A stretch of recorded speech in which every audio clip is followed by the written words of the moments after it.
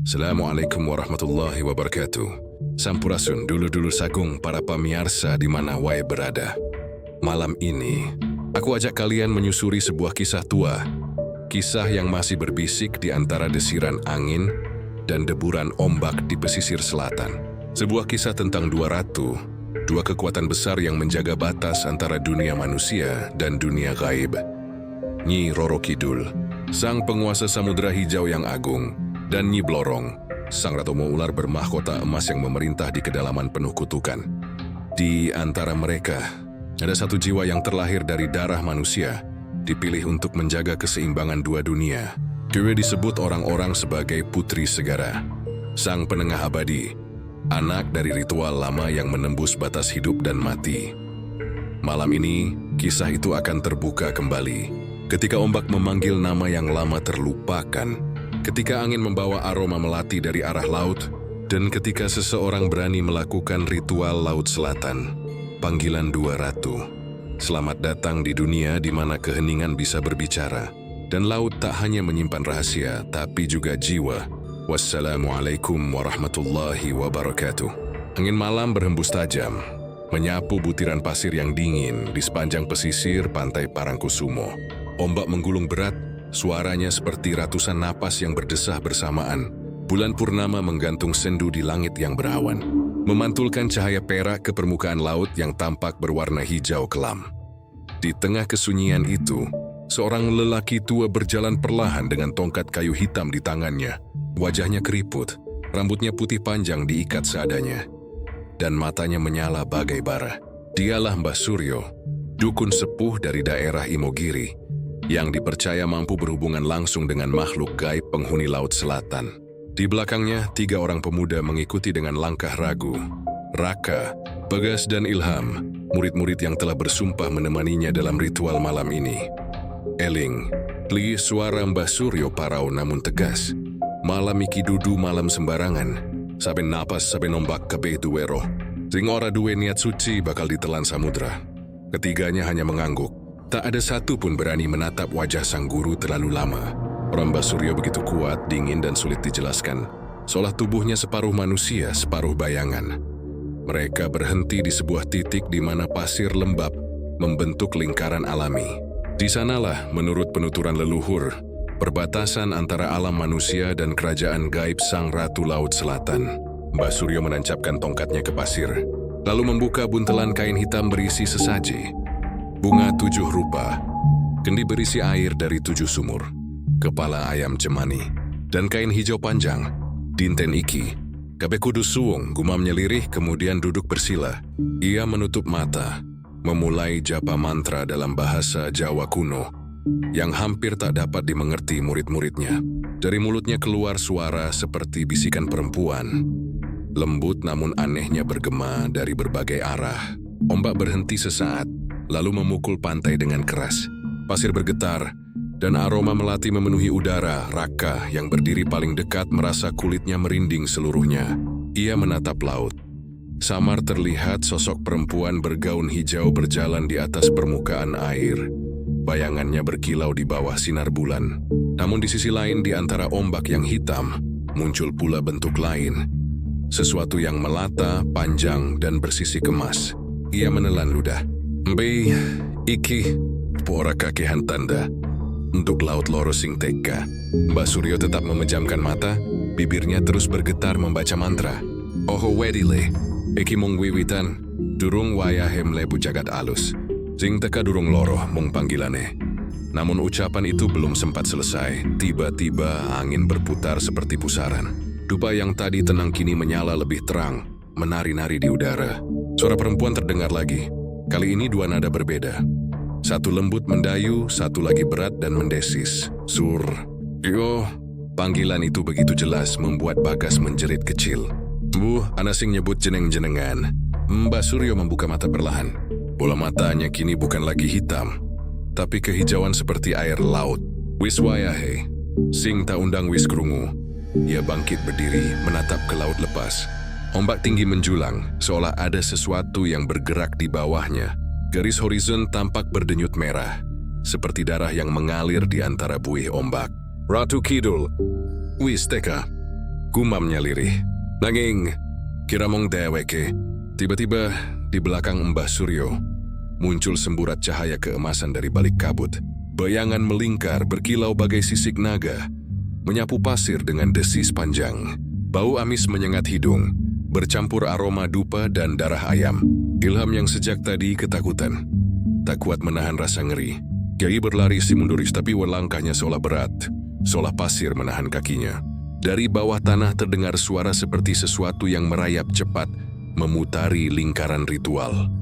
Mbah Suryo menancapkan tongkatnya lagi dan membentak, "Aja nyedak, iki papan suci, yen melebu tanpa panggilan bakal sirna." Tapi suara lain menyahut, kali ini dari arah laut. Lembut namun penuh kuasa. Sing nyebut asma loro kudu siap tumbal loro. Raka menatap ke arah suara itu dan melihat dua cahaya di tengah laut. Hijau dan emas saling berputar, saling mendekat. Suara gemuruh mengguncang pantai dan angin bertiup makin kuat. Pasir berterbangan seperti badai. Mbah Suryo memejamkan mata, menahan pusaran gaib yang mulai terbuka. "Kabe nyumet dupa jaga napas ojo goya." "Panggilan loro wis kebuka," teriaknya. Dalam sekejap langit di atas Parangkusumo terbelah. Ombak menyala kehijauan, lalu disusul cahaya keemasan yang memantul bagai kilat. Di tengah gemuruh itu, tampak dua bayangan perempuan berdiri berhadapan di atas laut. Wajah mereka samar, tapi masing-masing memancarkan wibawa dan kengerian luar biasa. Mbah Suryo menunduk dalam-dalam, bersila dengan tangan gemetar. "Duh Gusti, loro ratu wis teka saklawase durung nate bebarengan." Ia sadar, malam itu bukan sekadar ritual pemanggilan, tapi awal dari benturan dua kekuasaan gaib yang telah lama berseteru di bawah samudra. Ombak terakhir menghantam pasir dengan keras, memadamkan dupa dan lilin sesaji. Dalam sekejap semuanya hening. Tak ada suara, tak ada cahaya, hanya aroma melati yang makin pekat. Ketika para murid membuka mata, Mbah Suryo sudah tak ada di tempatnya. Hanya tongkat kayu hitam tertancap di tengah lingkaran pasir dan jejak kaki yang memanjang menuju laut. Pagi setelah ritual itu, pantai Parangkusumo tampak sunyi. Langit masih kelabu, dan deburan ombak seolah kehilangan suaranya. Di tepian pantai, Raka, Bagas, dan Ilham berjalan gontai dengan wajah pucat pasi. Mereka masih mencari keberadaan Mbah Suryo yang lenyap tanpa jejak semalam. Hanya tongkat hitam tua itu yang tertinggal, separuh tertancap di pasir lembab, dikelilingi jejak kaki yang berakhir tepat di bibir air laut.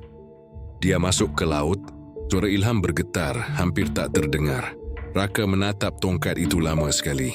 "Ora mungkin Ham, Mbah Suryo ora bakal sembarangan iki. Dudu jejak biasa." Ia berjongkok menyentuh pasir di sekitar tongkat. Hangat seperti baru terkena api. Di bawahnya ada noda merah kehitaman yang menyerupai darah. Bagas berusaha menenangkan diri. "Kita pulang saja. Wong-wong kampung pasti ngerti cara ngurus kiai sing ilang. Ku ora pengin keno bala." Namun Raka menatap laut dengan pandangan kosong. Di matanya masih terbayang dua cahaya malam tadi, hijau dan emas yang berputar di tengah ombak. Dua suara perempuan yang saling bersahutan. Satu memanggil lembut, satu mendesis bagaikan ular lapar. Ketiganya berjalan menjauh dari pantai. Tapi setiap langkah, suara ombak terdengar semakin dekat, seolah mengikuti mereka dari belakang. Burung camar beterbangan panik, dan angin tiba-tiba dingin menusuk tulang. Setibanya di kampung, mereka disambut tatapan aneh dari para tetua. Orang-orang membicarakan sesuatu dengan nada lirih. Seorang nenek tua menatap mereka tajam dari balik jendela, lalu menutup pintu rapat-rapat begitu. Raka lewat. Menjelang sore, mereka dipanggil ke rumah Mbah Wiryo, sesepuh desa yang masih menjaga adat lama. Di rumah itu, asap dupa tipis mengepul, dan di dinding tergantung lukisan laut selatan dengan bayangan perempuan berjubah hijau. Mbah Wiryo duduk bersila di depan tungku kecil, wajahnya penuh keriput, tapi matanya jernih dan tajam. "Kowe kabeh wis nindakake opo sing ora kena dilakoni," ucapnya pelan namun tegas. Pantai Parangkusumo ikut tapal batas.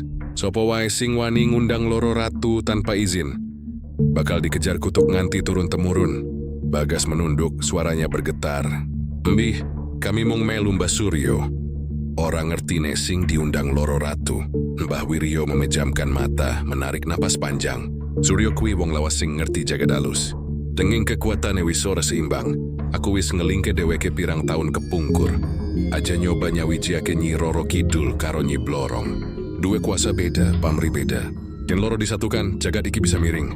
Ilham berbisik, jadi Mbah Suryo ora bakal bali. Mbah Wiryo menatap api. Bali, iya. Tapi ora maneh kaya manungsa. Yen wis nyabrang jagat kadang sing bali mung bayangan. Malam itu, ketiganya tak bisa tidur.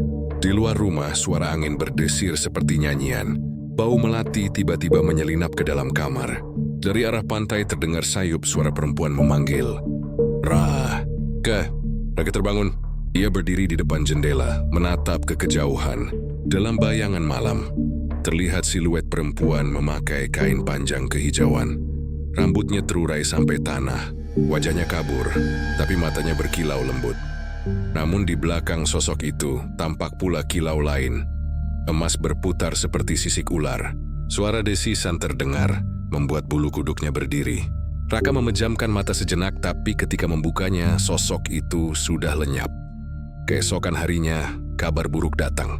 Salah satu nelayan ditemukan tewas di tepi pantai dengan tubuh membiru dan mata terbuka lebar. Di tangannya menggenggam kain hijau kecil yang basah air laut. Orang-orang desa gempar. Mereka bilang laut sedang menagih janji. Mbah Wiryo datang ke tempat kejadian dan hanya berkata lirih, "Kutukan wis diwiwiti, nyawa bakal dadi tumbal nganti keseimbangan Bali." Ia menatap ke arah laut lalu menatap Raka. Suryo sing nyebrang, tapi sing dicekel loro ratu saiki keturunan lan saksi sing delok ritual mau. Kowe telu wis dicatet. Raka merasa darahnya membeku. Dia berusaha menyangkal, tapi di lehernya mulai muncul garis merah samar seperti bekas lilitan. Setiap malam ia bermimpi berada di antara dua laut yang saling bertabrakan, hijau dan emas. Dan di tengahnya berdiri sosok Mbah Suryo. Separuh wajah manusia, separuh ular tersenyum dengan mata kehijauan. Bagas mulai sering kerasukan. Kadang ia berbicara dengan dua suara bersamaan. Kadang menangis, kadang tertawa seperti perempuan. "Aku krungu suarane. Loro-loro ni rebutan nyawaku," katanya sambil memegangi kepala. Ilham memilih pergi keluar desa. Tapi baru 3 hari ia sudah ditemukan hanyut di muara Sungai Opak. Tubuhnya penuh sisik tipis keemasan di dada dan tangan. Orang-orang bilang ia dipanggil balik ke laut. Raka yang tersisa kini hidup dalam ketakutan. Ia sering duduk di bibir pantai Parangkusumo, menatap tongkat hitam Mbah Suryo yang masih tertancap di sana. Setiap malam Jumat Kliwon, tongkat itu bergetar, dan di sekelilingnya muncul bunga melati yang mekar, tiba-tiba lalu layu sebelum pagi. Ia tahu, sesuatu masih mengintainya. 2 ratu yang belum puas, 2 kuasa yang belum menentukan siapa yang berhak atas jiwa Mbah Suryo dan para pengikutnya. Malam itu, langit Parangkusumo kembali berwarna aneh. Ombak bergerak seperti bernapas dan cahaya hijau samar muncul di ufuk. Raka memejamkan mata, mendengar 2 suara memanggilnya bersamaan. "Kowe anak jagat loro, pilihan wis ana ing tanganmu, Ratu Laut ora iso dinggo loro." Dan malam itu, Raka pun mengucap kalimat yang tak pernah boleh keluar dari mulut manusia.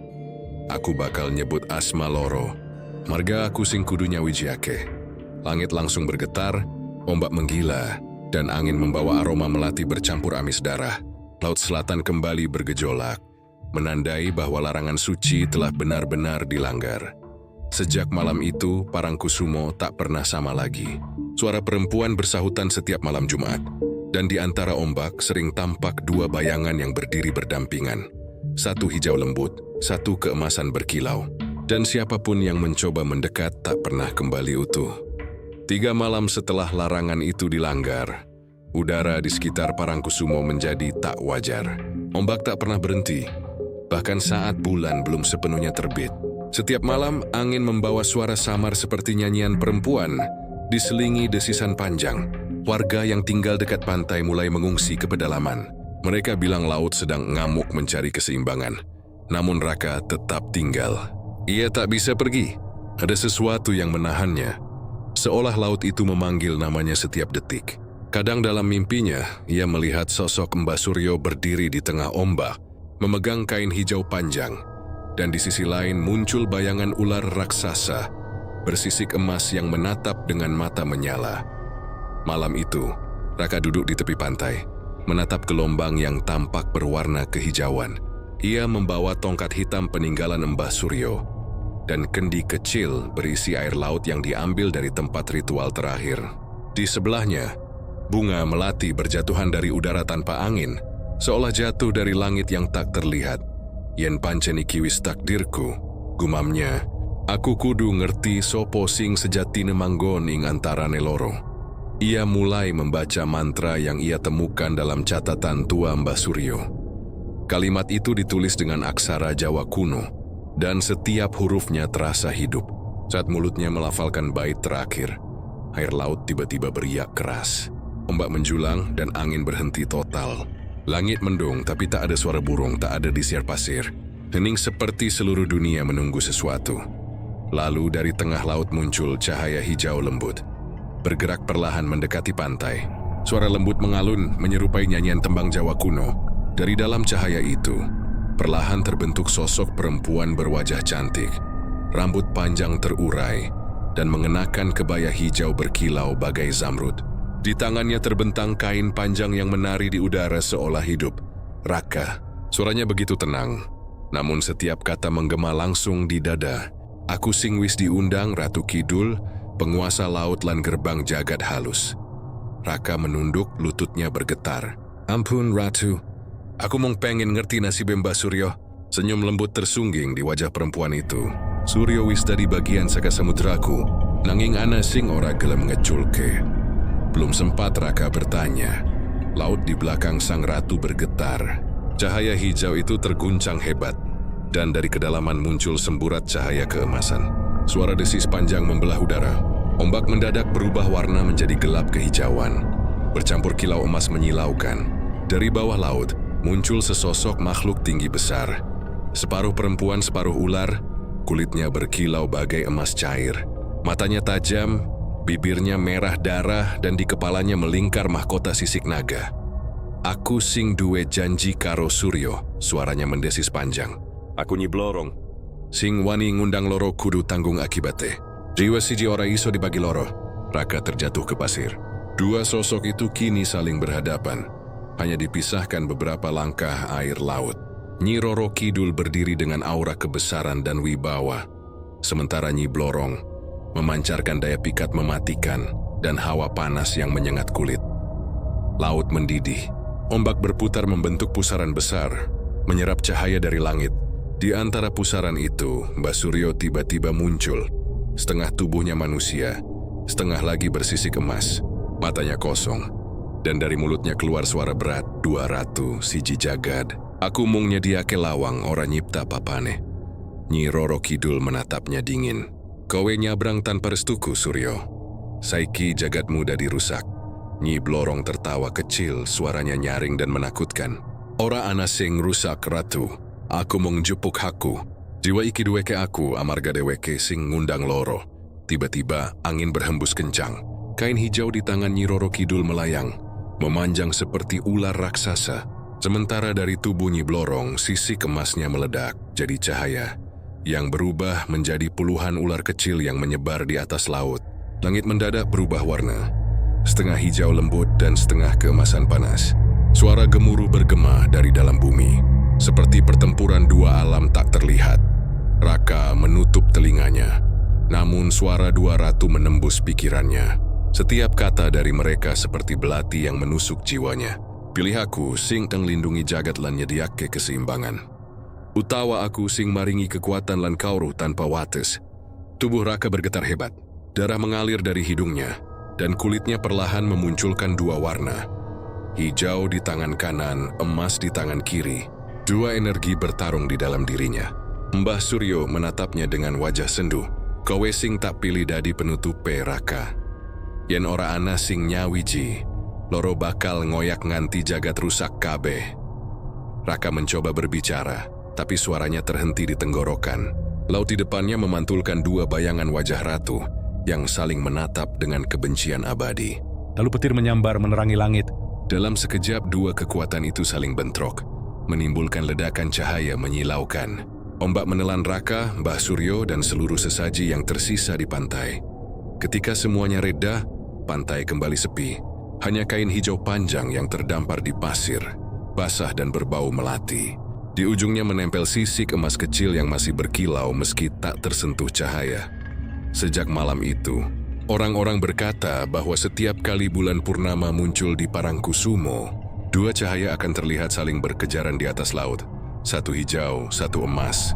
Dan siapapun yang menatap terlalu lama akan bermimpi didatangi dua sosok perempuan yang menawarkan dua pilihan: kemakmuran atau keseimbangan, hidup panjang atau mati tanpa dosa. Namun tak ada yang tahu, di kedalaman laut selatan, di antara pusaran hijau dan emas itu, Raka masih terkurung di sana. Separuh jiwa milik Nyi Roro Kidul, separuh lagi milik Nyi Blorong. Dan setiap malam Jumat Kliwon, ombak berbisik pelan, kain hijau dan ular emas, loro ratu durung rampung rebutan. Sejak malam ledakan cahaya itu, pantai Parangkusumo berubah. Lautnya tak lagi berwarna biru, melainkan hijau kehitaman dengan kilau keemasan samar di permukaannya. Kadang di waktu tertentu, terutama menjelang tengah malam, air laut terasa berdenyut seperti jantung hidup, dan pasir memancarkan aroma melati bercampur amis darah. Orang-orang kampung sudah jarang datang ke sana. Hanya Raka yang masih sering terlihat duduk di tepi pantai, menatap ombak tanpa suara. Tubuhnya tampak kurus, matanya sayu, dan kulitnya mulai tampak aneh. Ada semburat hijau dan emas yang muncul di bawah cahaya bulan. Yavi kelangsiwi, tapi isi kadang terdengar berbicara sendiri, seolah sedang berdialog dengan sesuatu yang tak terlihat. Aku wis nyawiji ratu, tapi kowe loro ora iso bebarengan ing jiwaku. Aku wis menehi tumbal siji, nanging suara loro isi perang ing endasku. Suara itu kerap terdengar lirih di antara desiran angin laut. Suatu malam, seorang pemuda bernama Seno, teman lama Raka, nekat datang ke pantai itu. Ia ingin membujuk Raka pulang ke kampung. Raka wong-wong desa Padawedi. Kowe saiki dibilang dudu manungsa maneh. Ayo bali isihana dalan kanggo tobat. Namun Raka hanya menatap laut. Matanya memantulkan dua cahaya berbeda, hijau dan keemasan. Wektu kanggo bali wis ora ana, nombi aku wis dadi perantara loro. Ratu Kidul nyuwun tumbal kanggo nahan amarahe Nyi Blorong. Lan Blorong nyuwun darah kanggo ngeyup nyawaku supaya ora dadi abu. Yen ora ana sing tak persembahke, Parangkusumo bakal ketarik menyang jagat jero laut. Seno menelan ludah. Tumbal opo maksude Rak? Raka menoleh perlahan. Nyawa manungsa nomor sing kudu ana ing antarane loro. Wajahnya datar, tapi di matanya tampak pergulatan batin yang mengerikan. Seno gemetar, mundur beberapa langkah. Kowe ora bakal nindakake iku tuh. Tiba-tiba angin berhenti. Ombak menegang seperti membeku. Lalu dari tengah laut muncul pusaran besar, berwarna hijau bercahaya. Aroma melati menyeruak begitu kuat. Dari dalam pusaran itu terdengar suara lembut tapi menggetarkan dada. Suryo wis bali, tapi imbuhane durung lunas. Cahaya hijau berubah menjadi bentuk perempuan jelita bermahkota, dengan selendang panjang melayang di udara. Itulah Nyi Roro Kidul. Namun belum sempat ia melangkah ke daratan, muncul semburan cahaya keemasan dari sisi kanan laut. Ular besar bermata merah muncul, melingkar di sekitar pusaran. Dari sisinya wujud Nyi Blorong menjelma. Tubuhnya memancar aura panas dan wangi kemenyan. Dua ratu berdiri sejajar, memandangi Raka dan Seno. Laut bergetar dan bumi terasa berat. Waktu perjanjian Wisteka, suara Nyi Blorong mendesis. Siji sing ngundang, siji sing dikurban. Sahut Nyi Roro Kidul, suaranya lembut tapi tegas. Seno mencoba berlari, tapi kakinya tertahan pasir yang tiba-tiba keras seperti batu. Dia menjerit, namun suaranya tak terdengar di tengah gemuruh ombak. Raka menatapnya dengan mata berkaca-kaca. Tangannya gemetar menahan rasa bersalah. Yuun Pangapura, no. Iki kudu kelakon. Dari udara, kain hijau panjang Nyi Roro Kidul melilit tubuh Seno, membungkusnya seperti kepompong. Di saat bersamaan dari bawah pasir, puluhan ular emas kecil merayap melingkari tubuhnya. Jeritan terakhirnya menggema, lalu semuanya hening. Ombak menelan tubuhnya tanpa sisa, hanya menyisakan bau melati pekat yang menusuk hidung. Setelah itu, langit yang tadi kelam perlahan terang. Dua ratu menatap satu sama lain, seolah membuat kesepakatan tanpa kata. Nyi Roro Kidul berkata pelan, "Tumbal wis diparingake, Tapi keseimbangan durung tuntas. Raka isih dadi rebutan. Nyi Blorong tersenyum dengan tatapan beracun. Aku ora bakal ngeculke. Jiwa si parodueku. Ayo ratu, kita delok sapa sing luwih kuasa. Sekejap kemudian keduanya menghilang, meninggalkan percikan cahaya hijau dan emas di udara. Laut kembali tenang, tapi Raka jatuh pingsan di pasir dengan tubuh menggigil hebat. Saat terbangun, ia tak ingat apapun, kecuali suara dua perempuan yang masih berbisik di telinganya. Saben generasi kudu ana siji maneh, saben Jumat Kliwon, siji nyawa kanggo loro ratu. Sejak hari itu, setiap Jumat Kliwon, selalu ada seseorang yang hilang di sekitar Parangkusumo. Kadang nelayan, kadang peziarah yang nekat datang membawa sesajen. Tak satu pun ditemukan, hanya bau melati dan pasir yang basah seperti darah. Warga menyebutnya malam tumbal Laut Loro, malam di mana Laut Selatan menagih janji lama. Raka kini menjadi sosok yang mengembara di antara dua dunia. Kadang terlihat berjalan di bibir pantai, membawa kain hijau di pundak dan kalung dari sisik emas di lehernya. Setiap kali ombak datang, ia berbicara pelan, seolah menjawab panggilan tak kasat mata. Aku ora iso dadi milik salah siji. Nanging saben jiwa sing tiba, aku kudu nyekseni. Di desa, Mbah Wiryo yang sudah renta sering berdoa di depan rumahnya sambil membakar dupa. Ia tahu perjanjian darah itu tak bisa dibatalkan begitu saja. Laut Selatan telah meminum tumbal dan kini menginginkan lebih. Sampai suatu malam, Mbah Wiryo bermimpi didatangi Mbah Suryo. Tubuhnya kini berubah seperti batu karang. Suaranya serak. Aku wis ora manungsa, Wiryo. Ratu Loro ora bakal rampung perange. Tumbal bakal nerus nganti siji ratu nyerah. Ketika Mbah Wiryo terbangun, di depan rumahnya sudah ada bunga melati segar dan selembar kain hijau basah yang dililit sisik emas. Ia gemetar. Ia tahu pesan itu bukan sekadar mimpi, tapi tanda bahwa laut sedang menagih lagi. Dan sejak malam itu, ombak Parangkusumo tak pernah lagi tenang. Kadang terdengar dua suara dari tengah laut memanggil bersautan. Satu lembut seperti ibu memanggil anaknya, satu lagi mendesis seperti ular menunggu mangsa. Siapapun yang mendengarnya bila menatap laut terlalu lama, akan melihat bayangan dua sosok perempuan berjalan di atas air. Satu berselendang hijau, satu bermahkota emas. Mereka berdua menunggu, menuntut tumbal berikutnya. Angin malam dari Laut Selatan terasa berbeda, tak lagi sekadar dingin, tapi membawa bisikan yang samar seperti nyanyian perempuan dari dasar air. Di Parangkusumo, ombak datang tak beraturan, dan langit menggantung rendah seperti menahan sesuatu yang akan turun. Raka duduk di antara dua batu karang besar.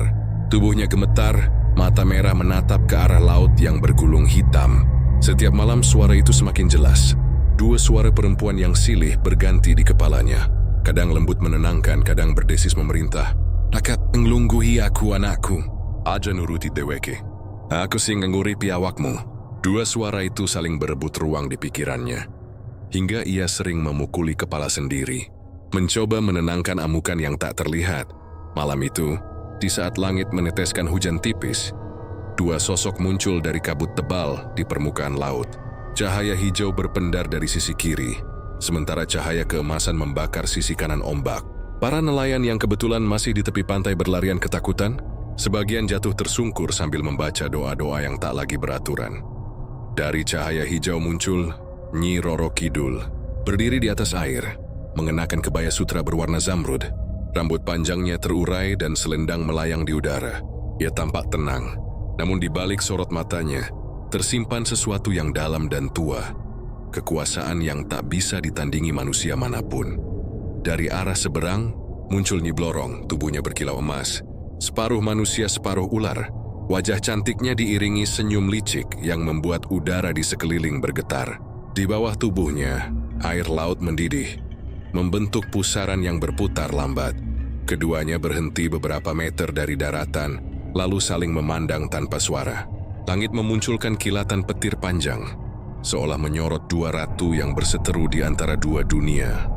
Raka menatap dengan mata membelalak, tubuhnya tak sanggup bergerak. Kedua ratu itu berbicara bersamaan. Suaranya saling tumpang tindih tapi jelas didengar di hati.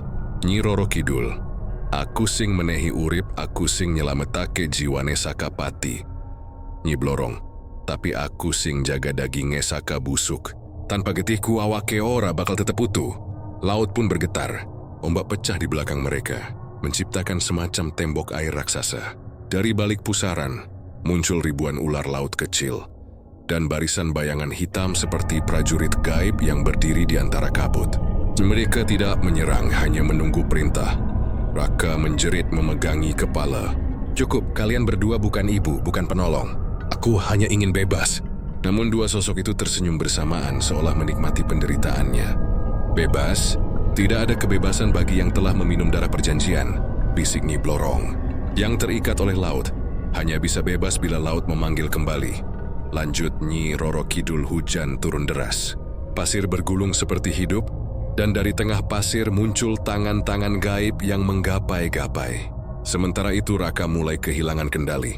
Suaranya berubah, matanya menyala dua warna, hijau dan emas bergantian dalam kilatan aneh. "Aku ora pengen dari alatmu. Kowe wis dari panggonanku, anakku." Dari belakang Raka, kabut hitam menebal dan membentuk dua bayangan besar yang menyerupai siluet kedua ratu. Perlahan-lahan bayangan itu menembus tubuhnya. Dalam hitungan detik, Raka menjerit keras dan tubuhnya terangkat di udara. Dua cahaya berputar di sekelilingnya, lalu menyatu menjadi pusaran besar yang menyilaukan mata. Suara petir menyambar hingga desa sebelah. Angin bertiup seperti topan, dan laut naik sampai memukul pepohonan. Dari dalam pusaran itu terdengar jeritan Raka yang panjang, lalu hening. Saat cahaya mereda, di tempat Raka berdiri kini hanya tersisa batu karang besar dengan bentuk seperti tubuh manusia berlutut. Di puncaknya ada kain hijau melilit bersama sisik emas berkilau. Laut kembali tenang seolah tak terjadi apa-apa. Namun malam itu, orang-orang yang berani menatap laut mengaku melihat dua bayangan perempuan berjalan berdampingan di atas ombak. Mereka tidak lagi bertengkar. Mereka diam, hanya menatap daratan, ke arah Parangkusumo yang diselimuti kabut tebal. Dan dari jauh suara Nyi Roro Kidul terdengar pelan. Keseimbangan sementara terjaga, nanging bakal anak generasi anyar sing nerusak keikatan iki.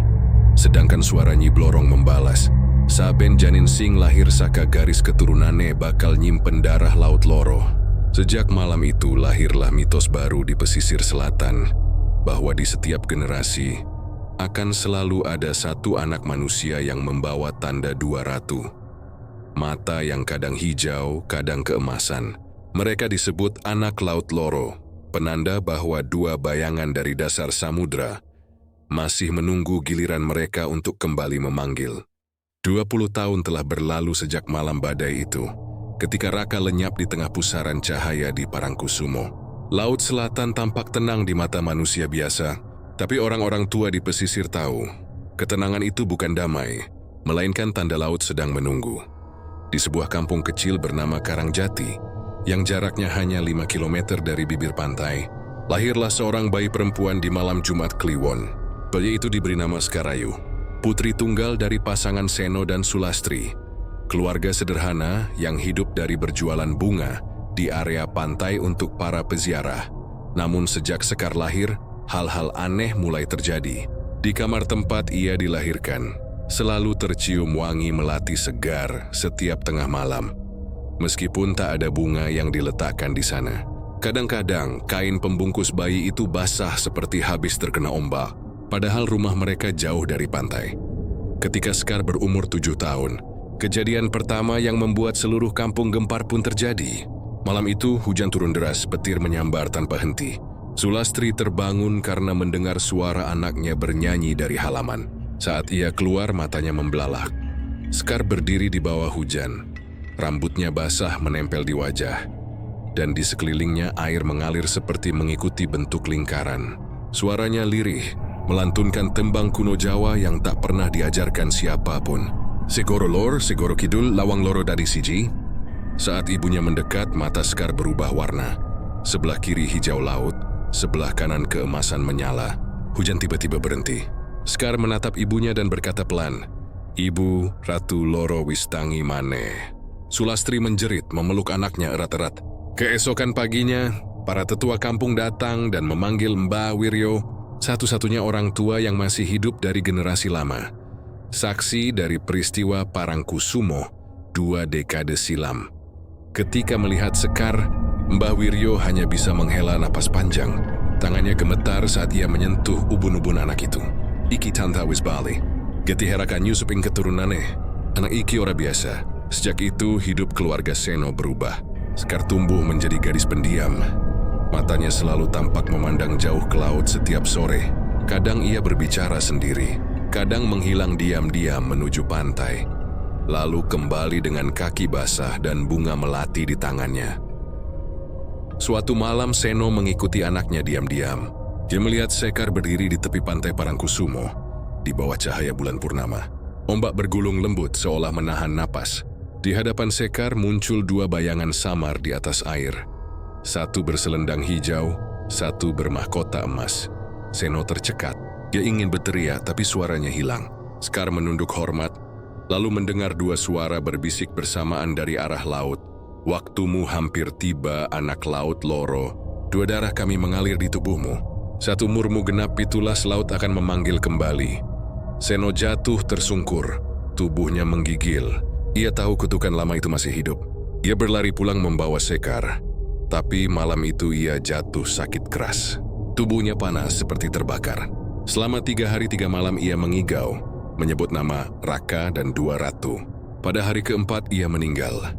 Dengan mata terbuka mengarah ke laut, Sekar menangis tanpa suara. Setelah pemakaman ayahnya, ia semakin sering menyendiri. Di kamarnya, ia menemukan benda aneh di bawah tempat tidur. Sehelai kain hijau basah dan sebuah sisik emas yang berkilau lembut. Ia tahu itu bukan milik siapapun di rumahnya. Jadi makiganya kurat twiti sambil berkata, "Kalau memang darah laut ada dalam tubuhku, aku akan cari tahu siapa aku sebenarnya." Setelah malam itu, Sekar sering bermimpi. Jelas si Pinasia berjalan di dasar laut, di antara batu karang dan istana kaca raksasa. Dua sosok perempuan berdiri di ujung jalan panjang. Satu tersenyum lembut, satu menatap dengan tatapan tajam. "Datanglah anakku, laut telah menunggumu," bisik keduanya. Di dunia nyata, setiap kali Sekar terbangun dari mimpi itu, air matanya asin dan di tangannya selalu ada butiran pasir halus meski semua jendela tertutup rapat. Mbah Wiryo, yang mulai sakit-sakitan, memanggil ibunya suatu sore. "Lastri, yen anakmu wis umur pitulas, ojo nganti ado saka desa, laut bakal njaluk maneh tumbal." Tapi Sulastri hanya menangis.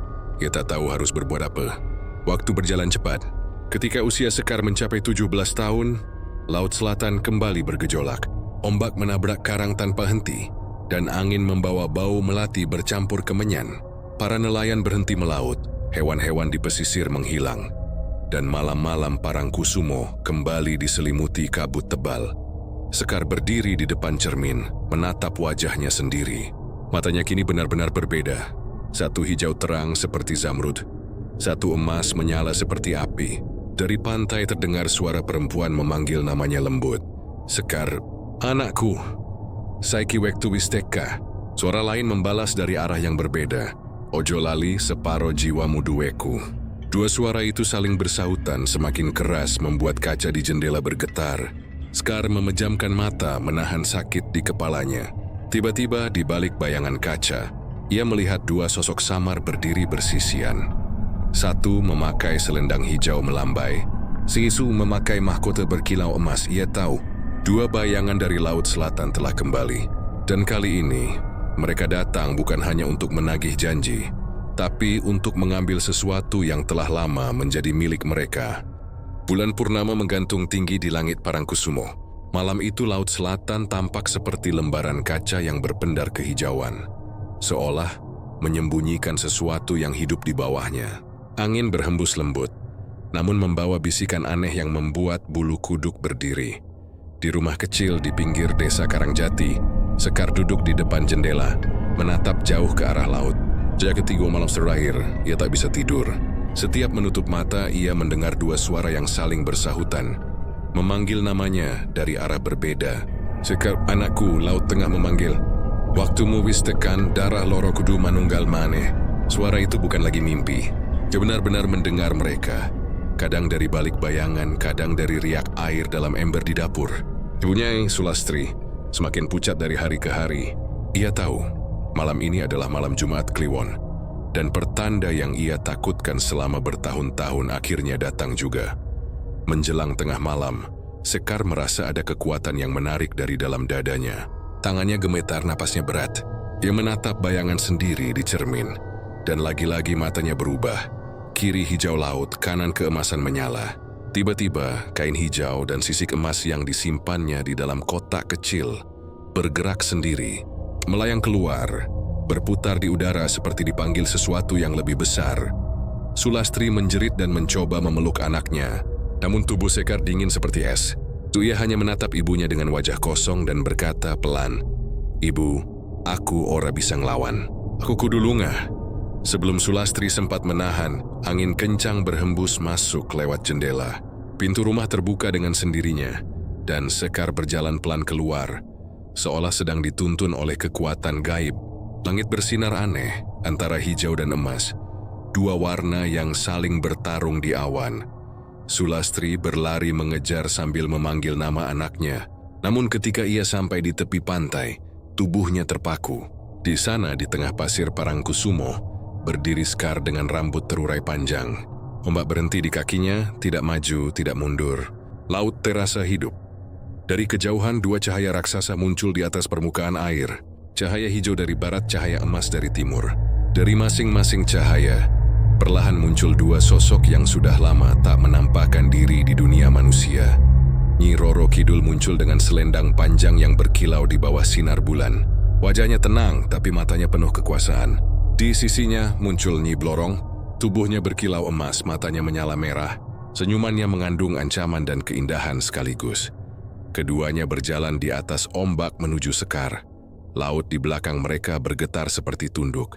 Sulastri jatuh berlutut, air matanya mengalir deras. "Ampun Ratu, aja ambil anakku, ojo." Tapi dua ratu itu hanya menatapnya dengan dingin. "Enakmu ora mung anakmu." Suara Nyi Roro Kidul menggema, lembut tapi menembus dada. "Getih hewis nyampur karo jagat njero laut," sambung Nyi Blorong. Sekar menatap keduanya. "Kenapa aku?" tanyanya pelan, suaranya bergetar namun tegas. Nyi Roro Kidul melangkah mendekat. "Karena kowe warisan saka perjanjian kuno. Raka wis nyerah ke jiwane, nanging roh laut loro ora bisa dipisah. Kowe jembatane, Sekar." Nyi Blorong tersenyum, menjilat bibirnya. "Lan jembatan kudu dadi tumbal supaya lawang antar jagat tetap kebuka." Sekar menatap keduanya dengan mata menyala. "Jadi aku cuma alat? Cuma pengganti dari dosa orang lain?" "Dudu dosa," jawab Nyi Roro Kidul lembut. "Iki keseimbangan." "Lan saben keseimbangan kudu ana sing dikorbanke," bisik Nyi Blorong di telinganya. Langit bergemuruh. Lemiksan naik setinggi tebing, namun berhenti sebelum menyentuh mereka. Cahaya purnama memantul di mata Sekar, menciptakan dua bayangan perempuan di belakang tubuhnya. Perlahan ia mulai terangkat beberapa jengkal dari pasir. Sulastri menjerit berusaha mendekat, tapi angin mendorongnya mundur. Ia hanya bisa menangis melihat tubuh anaknya dikelilingi pusaran cahaya hijau dan emas yang berputar semakin cepat. Dalam pusaran itu, dua ratu menatap Sekar dengan penuh kekaguman sekaligus keserakahan. Nyi Roro Kidul mengulurkan tangan kanan, Nyi Blorong mengulurkan tangan kiri. Keduanya ingin meraih tubuh Sekar bersamaan. Tapi sebelum keduanya menyentuh, Sekar membuka mata lebar-lebar. Dua warna di matanya menyala bersamaan, lalu berubah menjadi cahaya putih terang. "Aku ora milik salah siji, ku anak laut loro, lan aku bakal ngendaleni nasibku dewe." Suara itu menggema, disertai ledakan cahaya besar dari tubuhnya. Ombak memecah, angin berhenti, dan bulan purnama seolah meredup di langit. Dua ratu laut terdorong mundur, terkejut oleh kekuatan yang tak mereka duga. Laut kemudian bergetar keras. Dari dasar samudra terdengar raungan panjang, suara yang tak pernah terdengar sebelumnya. Seolah seluruh laut berteriak, cahaya dari tubuh Sekar melesat ke langit, membentuk lingkaran bercahaya yang membelah awan. Ketika semuanya mereda, Sekar sudah tak tampak di pantai. Hanya kain hijau dan sisik emas yang tertinggal di pasir, berkilau di bawah sinar bulan. Sulastri memeluk benda itu sambil menangis, sementara dua ratu berdiri jauh di permukaan laut. Nyi Roro Kidul menatap ke arah horizon dengan wajah datar, sementara Nyi Blorong tersenyum tipis. "Anak laut loro wis tanggi, Nanging yen ora milih salah siji, jagad iki bakal retah dadi loro. Sejak malam itu, purnama di pantai Parangkusumo selalu terlihat berwarna putih kehijauan, kadang memantulkan sinar emas di permukaan air. Orang-orang percaya Sekar belum mati. Ia kini menjadi penjaga perbatasan antara dua ratu, makhluk yang tak sepenuhnya manusia, tapi juga bukan dewi. Mereka memanggilnya Putri Segara, sosok yang muncul hanya saat bulan purnama, di mana laut selatan berkilau dua warna, hijau dan emas. Sejak malam purnama itu, laut selatan berubah. Ombak tak lagi berbunyi seperti biasanya. Kadang terdengar lirih seperti napas seorang perempuan, kadang seperti tangisan panjang yang datang dari dasar laut. Para nelayan di pesisir Karangjati jarang berani melaut pada malam bulan penuh, sebab mereka tahu Putri Segara kini menjaga batas antara dua ratu. Sulastri hidup sendirian di rumah kecilnya.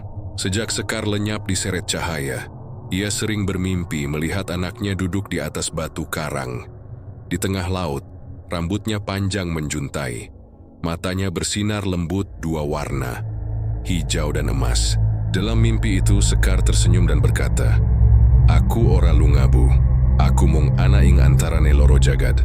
Namun, tak semua mimpi membawa tenang. Kadang Sulastri terbangun mendengar suara bisikan di jendela. "Jagad iki ora bakal selamet yen putrimu, ora milih salah siji." Lama-kelamaan kampung Karangjati menjadi tempat yang ditakuti. Setiap kali bulan purnama datang, ombak naik tinggi, membawa aroma melati bercampur darah. Di kejauhan, cahaya putih kehijauan melayang di atas air, kadang berubah menjadi siluet seorang perempuan muda berselendang ombak. Para nelayan menyebutnya Putri Segara, penampakan yang diyakini sebagai arwah penjaga perbatasan laut. Tapi kebenarannya jauh lebih dalam dari sekadar legenda. Di kedalaman samudra, di tempat di mana cahaya matahari tak pernah menyentuh, berdiri Istana Laut Loro, dua sisi dunia yang saling bertemu namun tak pernah bersatu.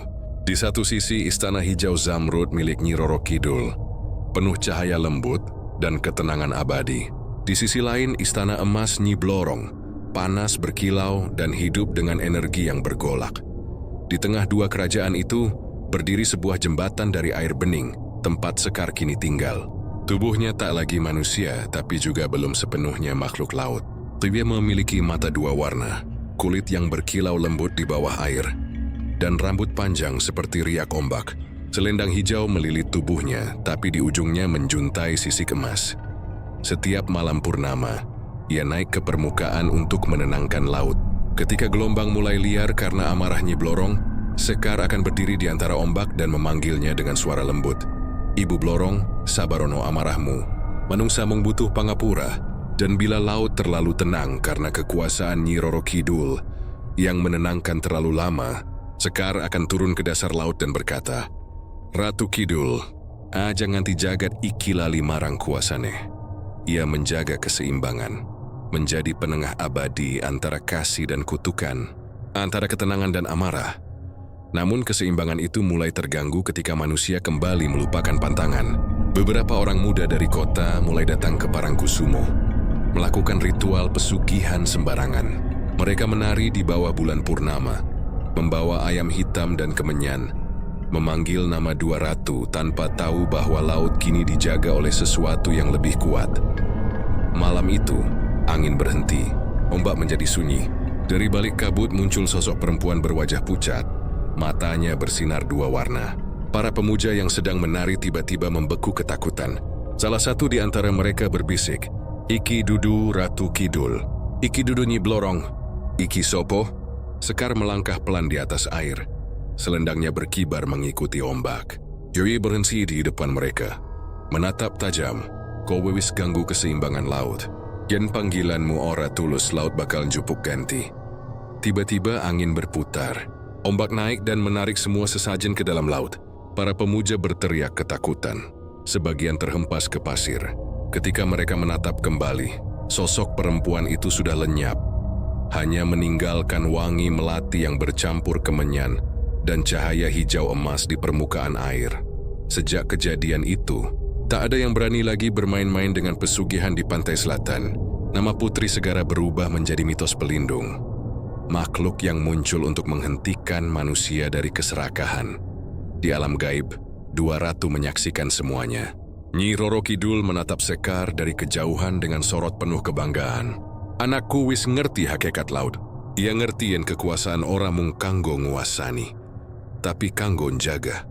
Sementara Nyi Blorong tersenyum samar, matanya menyala redup.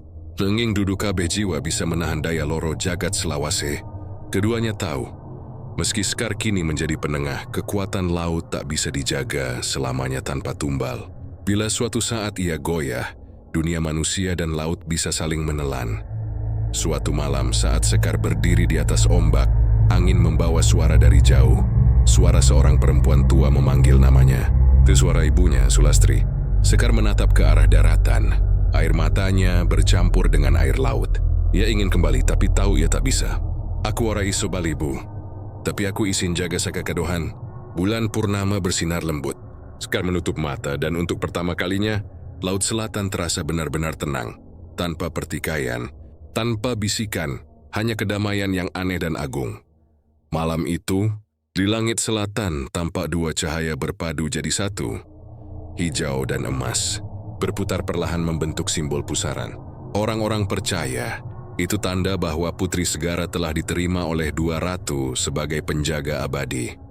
Makhluk yang lahir dari darah manusia dan lautan, dari kasih dan kutukan, dari dua kekuatan yang tak bisa sepenuhnya menyatu namun tak akan pernah terpisah.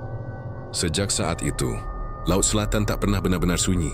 Kadang di malam tertentu bila berdiri di tepi pantai Parangkusumo dan menatap laut cukup lama, seseorang akan melihat bayangan perempuan berambut panjang berjalan di atas ombak, menatap lembut ke arah daratan. Ia tidak menakutkan, tapi memancarkan wibawa dan kesedihan. Dialah Putri Segara, anak Laut Loro, penjaga abadi antara dunia manusia dan dua ratu penguasa samudra. Waktu berlalu, tahun demi tahun menghapus jejak Sulastri, Mbah Suryo, dan ritual berdarah di Parangkusumo. Namun kisah Putri Segara tak pernah lenyap dari bibir orang pesisir. Anak-anak nelayan tumbuh dengan cerita bahwa jika mereka menatap laut terlalu lama di malam purnama, seseorang akan menatap balik dari balik ombak. Perempuan bermata dua warna, hijau dan emas, membawa aroma melati dan garam laut. Bagi sebagian orang, itu hanyalah legenda.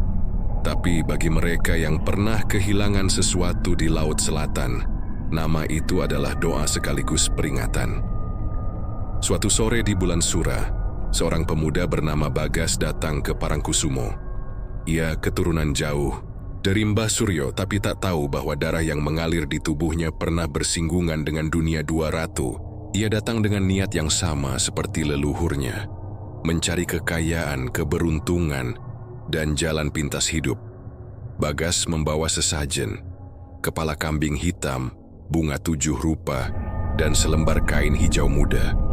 Ia menunggu senja sambil menatap lautan yang tenang. Orang-orang di sekitar memperingatkan, aja gawe kualatle, Laut Kidul ora kanggo dolanan. Tapi Bagas tertawa, aku ora dolanan, aku mung arep nyoba nasib. Ketika matahari tenggelam, angin laut berubah dingin. Ombak yang semula lembut mendadak bergemuruh. Dari arah Cakrawala muncul kabut tipis kehijauan. Bagas menyalakan kemenyan dan memanggil dengan suara mantap, Kanjeng Ratu Kidul, Nyi Blorong, kawula nyuwun pangestu. Laut bergetar, angin berhenti. Dari dalam kabut, dua cahaya muncul bersamaan. Satu hijau lembut seperti zamrud, satu lagi emas berkilau seperti sisik ular. Dua sosok perempuan muncul di atas air. Nyi Roro Kidul dengan selendang panjang yang berkibar seperti ombak, dan Nyi Blorong dengan tatapan tajam berkilau. Namun sebelum keduanya mendekat, air laut tiba-tiba memercik tinggi membentuk pusaran. Di tengahnya muncul sosok ketiga. Perempuan muda berambut panjang, wajahnya tenang, namun matanya memancarkan dua warna cahaya. Itu Sekar, sang Putri Segara. Cukup, ora kabeh sing nyebut jeneng Ratu Kudu untuk panggilannya. Suara Sekar bergema, menggema dari atas ombak. Bagas terkejut, langkahnya goyah. Ia menatap sosok itu, wajahnya seperti manusia tapi tak sepenuhnya. Sapa kowe? Aku sing ngelingake. Putus saka getih sing wis nglakuake kesalahan sing pada. Bagas menelan ludah, darahnya berdesir dingin. Ia tak tahu bahwa nasib leluhurnya, Mbah Suryo, kini kembali menuntut. 200 saling menatap. Nyi Roro Kidul berbicara dengan suara lembut. Anakku, ora saben jiwa kudu kau selamatkan. Kadang kutukan iku perlu kanggon jaga-jagat. Nyi Blorong menimpali dengan nada sinis namun anggun. Nanging yen kabeh dosa ditebus, sapa sing bakal ngelingake menungsa marang akibate. Sekar terdiam di antara mereka. Laut mulai memanas, angin berputar membentuk pusaran besar. Bagas berlutut, ketakutan. Ampun Ratu, aku orang ngerti. Suara Nyi Roro Kidul menggema lembut tapi tegas. Kabeh sing orang ngerti nanging tumindak gegabah bakal dadi bagian saka jagad iki. Ombak besar menghantam, menelan sesajen dan tubuh Bagas. Air laut berubah kehijauan, lalu tenang seketika. Di atasnya cahaya dua warna berpadu, lalu lenyap. Sejak malam itu di pantai Parangkusumo muncul fenomena aneh. Setiap tanggal tertentu di bulan Sura, air laut naik tanpa angin, membentuk pusaran besar di tengah laut. Dan dari sana kadang terdengar suara perempuan menyanyi lembut, lagu yang konon berasal dari Sekar. Lagu itu tak menakutkan tapi membuat bulu kuduk berdiri. Liriknya lembut, berbahasa Jawa kuno. Loro jagad ora bisa dadi siji, nanging kudunya wiji kanggo urip manungsa. Sapa sing nglanggar bakal dadi gelombang. Penduduk pesisir percaya bahwa lagu itu adalah peringatan bahwa di Laut Selatan, keseimbangan antara dua ratu masih dijaga oleh Putri Segara. Dan siapapun yang mencoba mengulang ritual pesugihan tanpa restu akan menjadi bagian dari kutukan laut tahun-tahun berlalu. Pantai Parangkusumo menjadi tempat wisata. Orang datang hanya untuk berfoto, menikmati senja, atau bermain pasir. Tapi tak semua sadar, di balik ombak yang indah, masih ada mata yang mengawasi. Kadang, kamera para wisatawan menangkap sesuatu aneh di latar belakang. Bayangan perempuan, berambut panjang berdiri di atas air, menatap ke arah daratan dengan sorot mata hijau dan emas. Petugas pantai hanya akan berkata pelan, "Oh, iku ora apa-apa. Yen sampeyan sopan marang laut, laut bakal sopan marang sampeyan." Di alam halus, Sekar tetap berdiri di jembatan air di antara dua kerajaan. Nyi Roro Kidul memandangnya dengan kasih. Kowe wis dadi lambang keseimbangan putriku. Ora kabeh jiwa iso nindakake tugas kaya kowe. Nyi Blorong tersenyum samar. Nanging kowe ngerti saben penjaga ugan duweni harga sing kudu dibayar. Sekar menunduk. Aku ngerti ibuku. Aku bakal jaga nganti ombak terakhir. Cahaya hijau dan emas berpadu menyelimuti tubuhnya. Sekar menutup mata dan dari rambutnya mengalir sinar lembut ke dasar laut, menciptakan pusaran cahaya yang tak pernah padam. Tanda bahwa penjaga dua dunia masih setia di tempatnya. Kini, di setiap malam purnama, Laut Selatan tampak lebih indah dan menakutkan sekaligus. Ombaknya membawa kisah, anginnya membawa bisikan, dan di kejauhan kadang terlihat bayangan perempuan berjalan di atas air. Orang-orang yang melihatnya tak tahu apakah itu Nyi Roro Kidul, Nyi Blorong, atau Putri Segara. Tapi satu hal pasti, Laut Selatan tak pernah kosong. Ia hidup bernapas dan menyimpan janji antara manusia dan dua ratu yang tak akan pernah bisa dilupakan. Karena sejak malam itu, kutukan Laut Selatan menjadi abadi. Bukan kutukan yang menghancurkan, melainkan kutukan penjaga. Agar manusia selalu ingat bahwa setiap kekuatan datang dengan harga, dan setiap laut menyimpan jiwa yang tak bisa mati.